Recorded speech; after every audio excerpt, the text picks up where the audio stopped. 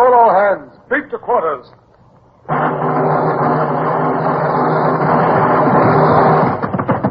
Run out the guns. Stand by the starboard battery. One broadside into her, if you please, Captain Bush. Pointers on target. Linstocks ready. Aye, aye, sir. Ready. Fire!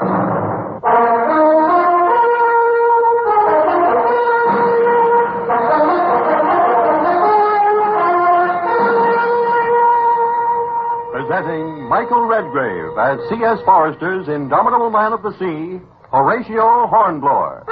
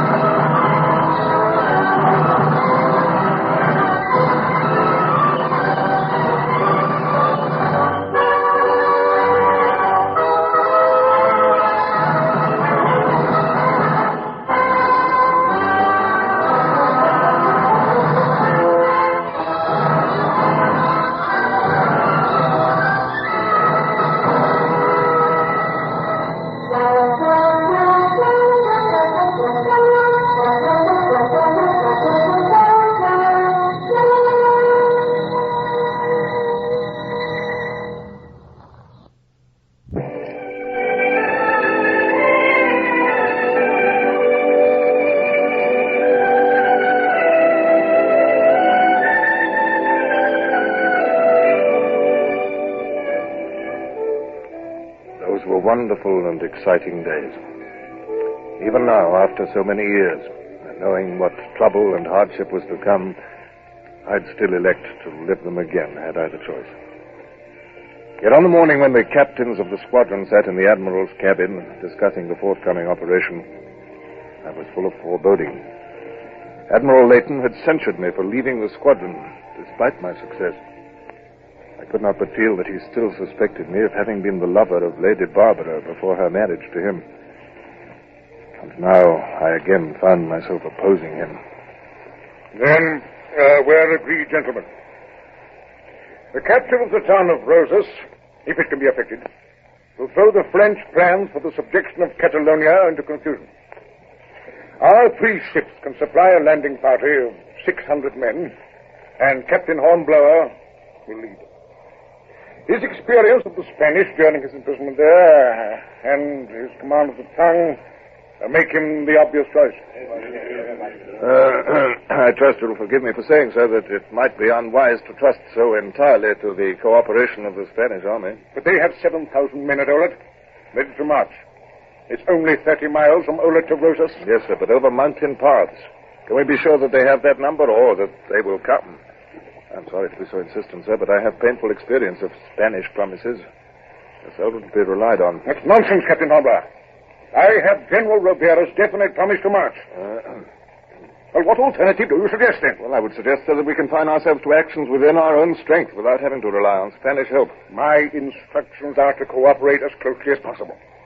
Now, Rosas has a garrison of no more than 2,000 men, and Rivera has 7,000 only 30 miles away.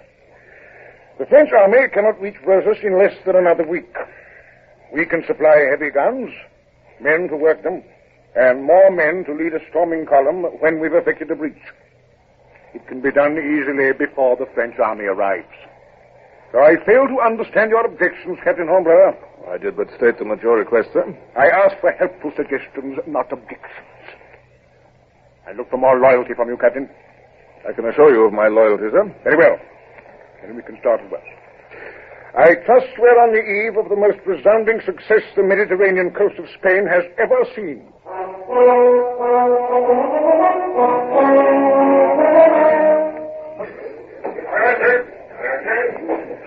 Careful with that gun, men. If it slips off the pontoon, it'll be nothing but 2.5 tons of useless metal. Now, heave there.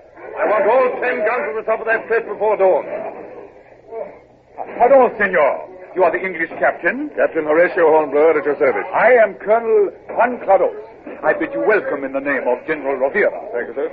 I bring 1,000 men, 50 horses, and 100 mules. Yeah, it will take 50 horses to drag one of those 24-pounders over this country. They're going to be kept busy, sir. I have combed the country for animals, senor. These are all I can muster. Very well, then we must harness men, too.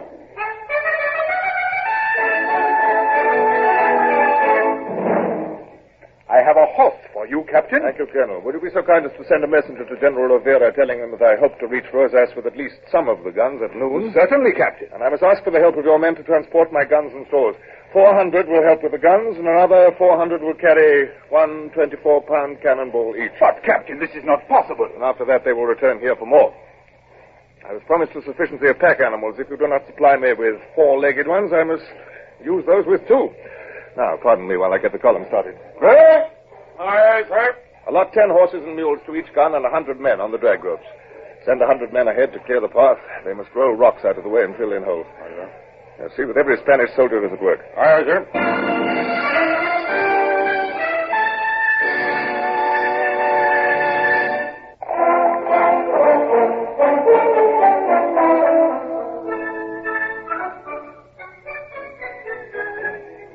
The interminable hall of guns and stores dragged wearily on under the blazing sun.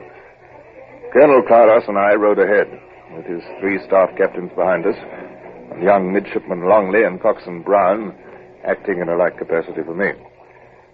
But when at last we reined our horses at the top of the last of the rocky undulations and gazed down at the town of Rosas in the plain, I knew that it would be many more hours before my guns were ready for the siege. In 5 hours, the first gun had traveled little more than 3 miles. Pondering this, it was a few moments before I was struck by the general peacefulness of the scene below. Colonel Claras, the plain is almost deserted. Where is General Rivera's army of 7,000? They were to have been besieging the town. You told me they were marching last night. They do not seem to have arrived yet. This is serious.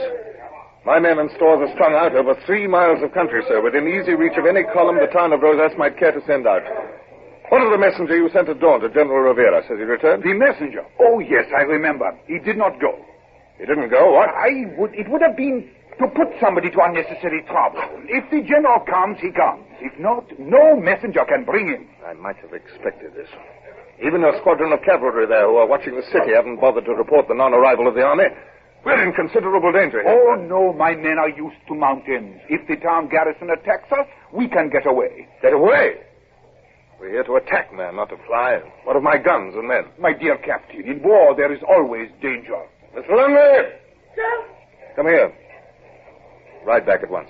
Halt the guns, halt the convoy, halt every man on the path. Nothing is to move a yard further without orders from me. Aye, sir. Now, sir, not a gun or man moves until I see Rivera's army on that plain. Now, will you send the messenger to him? Very well, if you wish. See to it, Lieutenant. Now, sir, it is the hour for dinner. Will you have my men's food served to them, Captain? Your men? Am I to feed 1,000 of your men from my ship's stores? I thought you'd made your own arrangements. As you wish, Captain, but if they are not fed, they will disperse in search of food. And who shall say when they will return? God, the fact is... Oh, damn. Very well, I'll feed your men.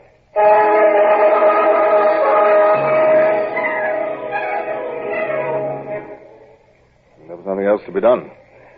I fed them, and when they'd eaten, they lay in the scrub and slept. The siesta was sacred, even in war. But I could not eat, and I scribbled a report to Admiral Leighton and walked about, fretting until his reply came. And the reply was as futile and unpractical as I might have expected. Excuse me, sir. Look. What is it, Brown? The fog is down there on the move. They're coming out of the fortress, sir. Yes. 3 columns of them. Another good that cavalry picket is, sir. They're galloping back to the Spanish army as fast as they can. Those columns seem endless.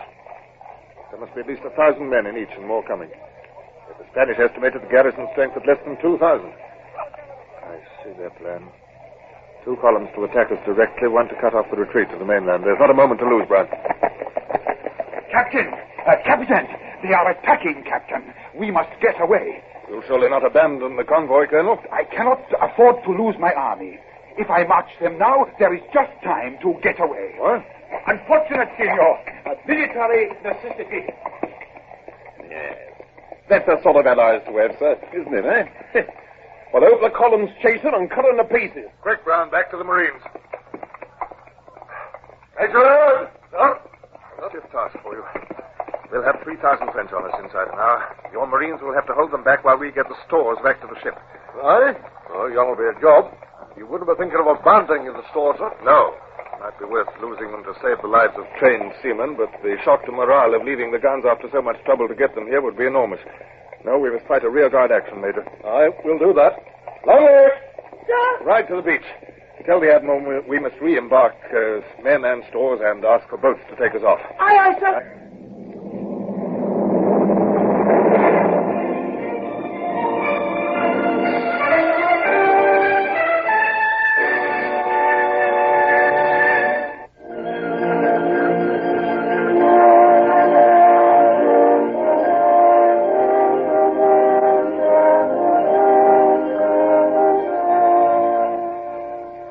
As far as the head of the cliff overlooking the beach.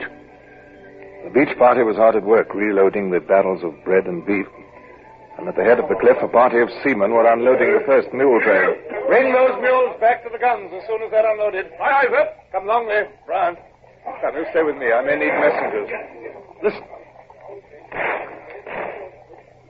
Sounds as though Major Laird is already in action. Let us go back and see what's happening.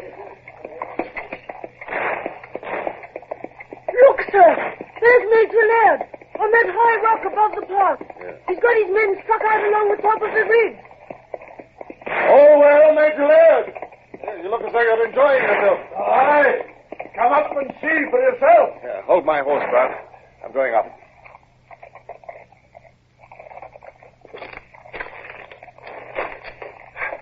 Now, Major Laird, what's the position? Well, you'll observe that the foreign troops have to keep to yon paths in this sort of country. Any skirmishers soon lose the direction. This thorny vegetation is helping us fine. Do you see yon cluster of smoke? Yes. That's my men heading in the scrub. Yes, but the French are coming on. I can see them. If you didn't keep your head down, sir, you'll not see anything long. You see that French column to the right? When it reaches yon thorn tree, we'll have to retreat and take up a fresh position. They've been firing at me without a hit yet, but with two of us up here, the possibility is doubled, Chief. In other words, you'd like me to look after my business and leave you to look after yours. Very well. Have you hit? No, but that one's ruined my cocked hat. All right, Major. I'll go and hurry the convoy.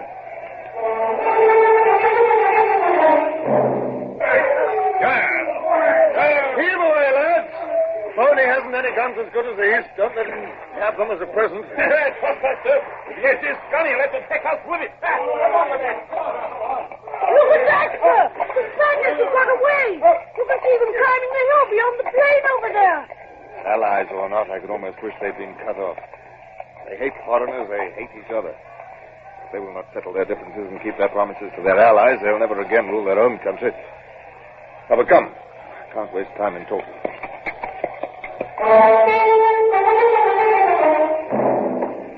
All the afternoon, under the blazing sun, the back-breaking work dragged on, and the Marines fought their heroic rearguard action, yielding their ground only inch by inch and keeping the harassed Frenchmen away from the retreating guns and stores. Problem after problem presented itself and was solved. I rode continuously between the rearguard and the beach, advising and encouraging the men, stifling my doubts as to whether the effort and loss of life were justified by the saving of the guns.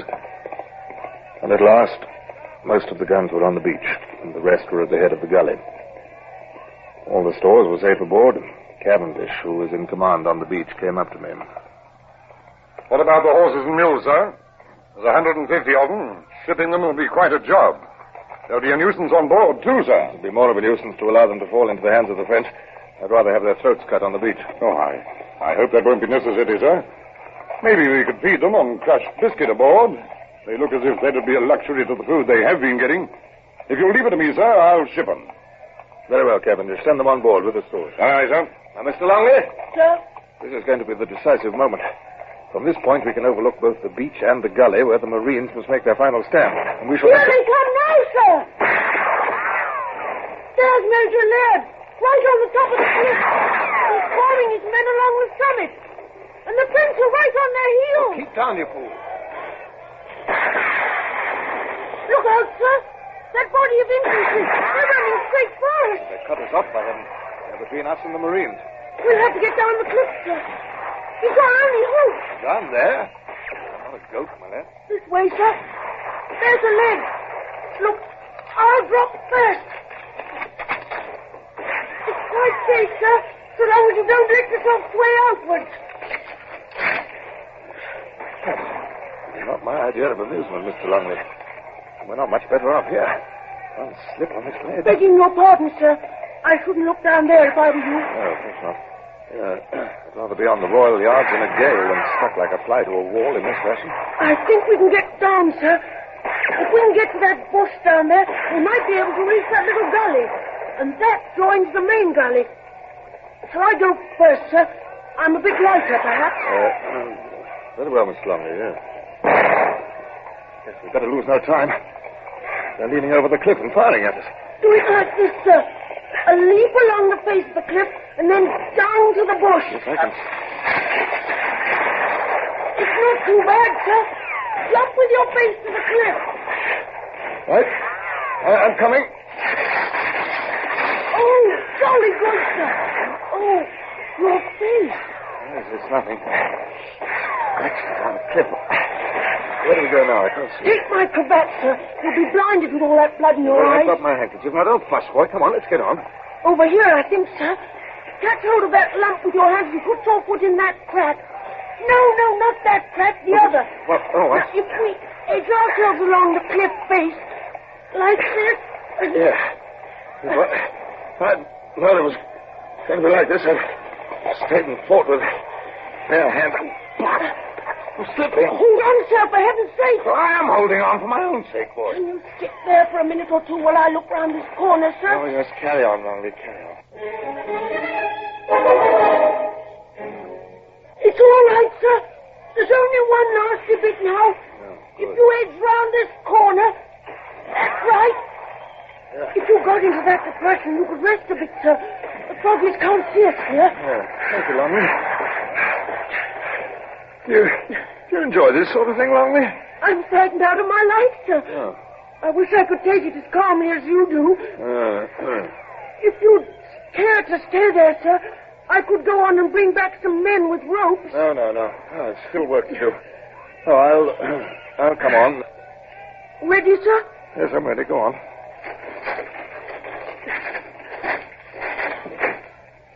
We're there. Are you hurt, sir? No. I doubt if I've any skin left under my breeches. Nothing's broken. Yeah. Yes, that was a nice piece of work on your part, Mr. Longley. You'll make a very fine officer. Thank you, sir. It was only your coolness made it possible, sir. Oh, here comes Cavendish and old Brown's with him. Thank goodness you're safe, sir. We thought you'd been taken. Horses and mules are loaded down. Very well. The seamen can go next, and are the boats ready and armed? They're all ready, sir. Good. Here come the Marines down the cliff, sir. Oh. To the boats. The French are running down the beach now, sir. Longboats ahoy! Open fire with your four-pounders. Great shot.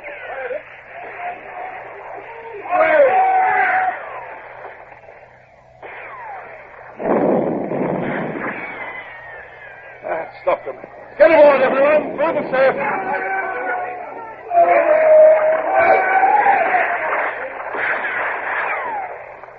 Get away there.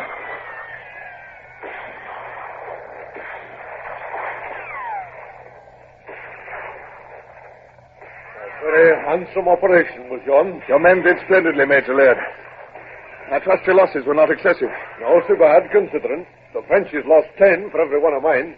Aye, a very handsome operation. Handsome, indeed. A day spent unloading and loading, dragging large guns up and down cliffs, fighting, leaping down precipices like goats. And for what? Hardly your fault, sir.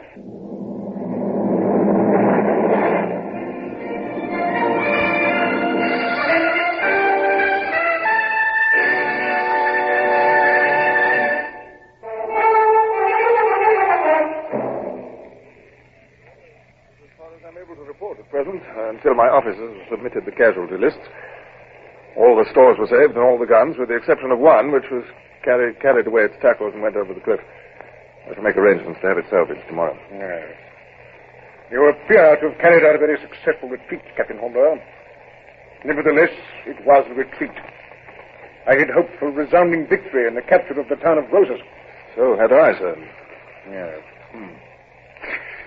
I shall be glad to receive your official report in writing. No actual blame attaches to you, of course. However, I must stress, Captain Hornblower, in dealing with our Spanish allies, it is essential to use that tact and persuasion which ensures their fullest cooperation.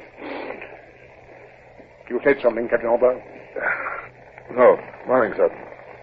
Merely a slight difficulty with my breath, sir.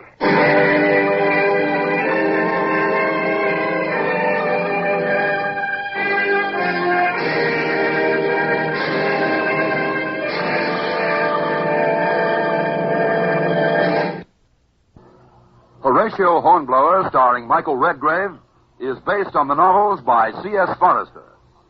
Music composed and conducted by Sidney Torch. Produced by Harry Allen Towers.